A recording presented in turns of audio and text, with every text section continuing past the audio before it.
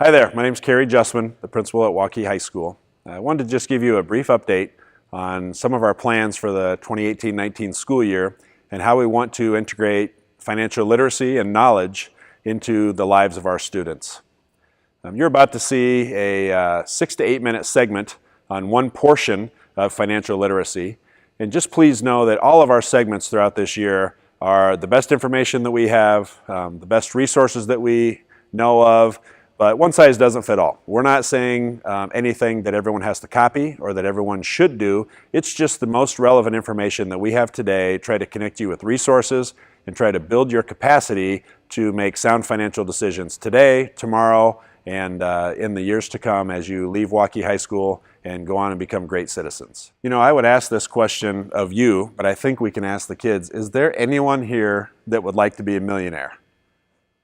We can get to that later, right? Okay. So I'm Kerry Justman, the principal.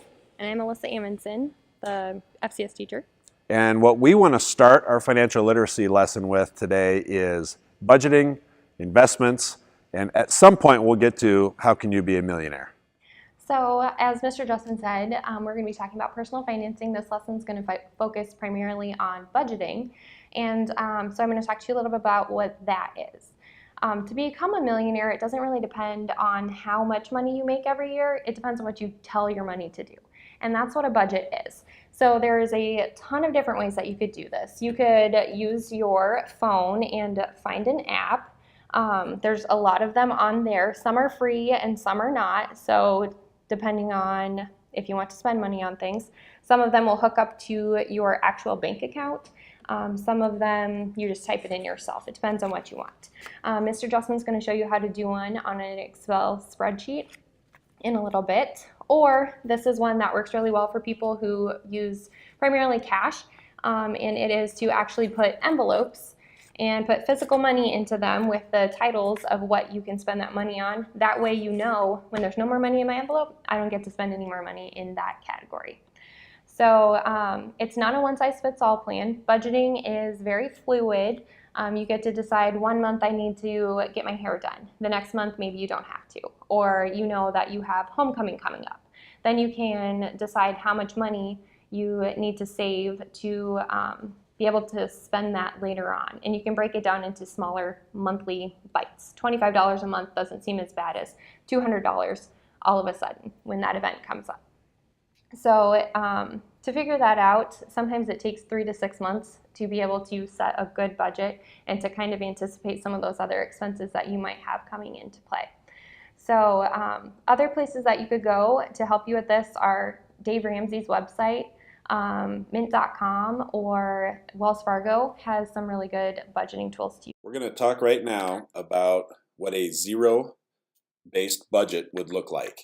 The reason it's called zero-based is you're going to take the amount of money that you make every month and you're going to give each dollar a name, and it's going to equal zero right after you've been paid. So you're going to identify ahead of time where all your money is going to go that month, knowing that we're going to talk about investment and we're going to talk about paying yourself before we do anything else. This can be changed from month to month. If you decide you need a little more money for this line item or a little less for that, you can always change it.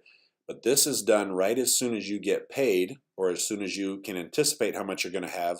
So that way you're guaranteed to have some money left over for yourself without running the risk of spending too much here and there.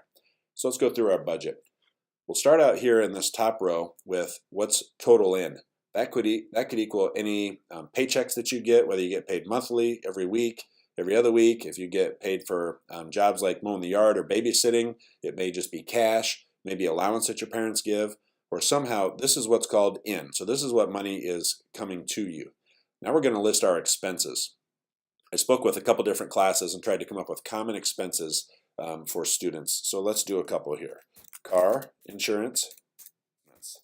This is when we first asked you if you want to be a millionaire, and this is what Miss Amundsen is going to talk about in a little bit, is if you invest a little money now, how you can be that millionaire later. And then we're going to talk about savings. So you can be guaranteed that the money you've worked so hard to earn actually stays with you for a while.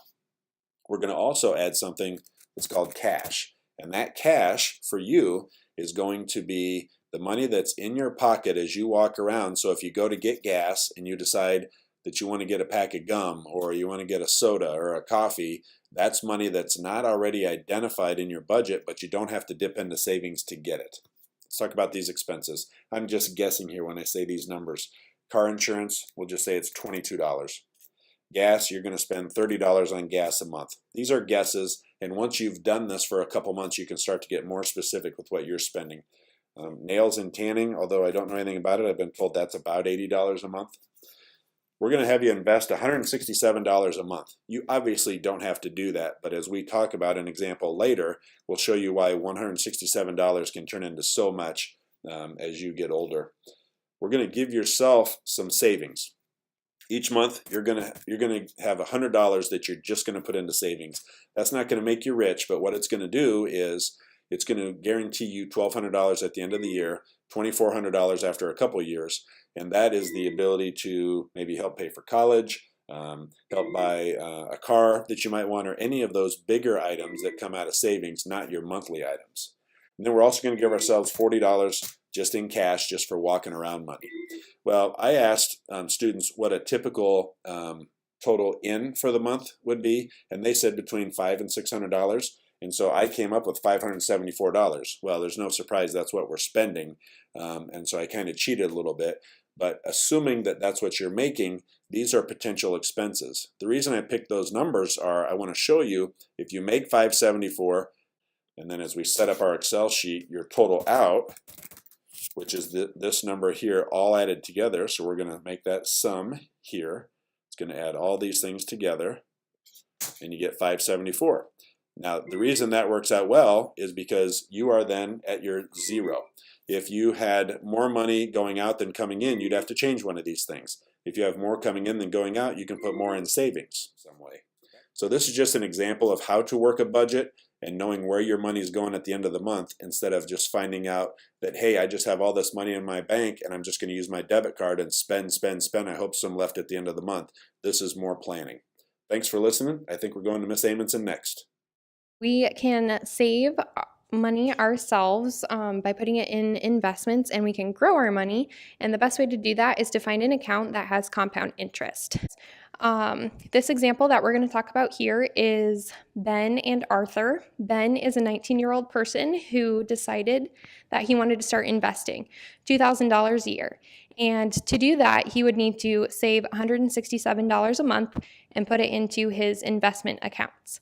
He decided that he was going to do that until he was 26, and then he wanted to spend that $167 a month on other things, so he stopped investing. His brother Arthur decided that he didn't need to do that until he was age 27. So he started investing his $2,000 a few years later. And as you look down this chart, he didn't stop investing until he was 65. That's a lot more time and a lot more money being invested. The last number on this chart shows Ben, who only invested for about 6 years, has $2 million, over $2 million. And Arthur, who invested a lot more money than Ben did, only has $1.5 million. So this is telling you that you have time on your hands if you start now, and it doesn't take a lot of money every month to be able to be a millionaire in your future.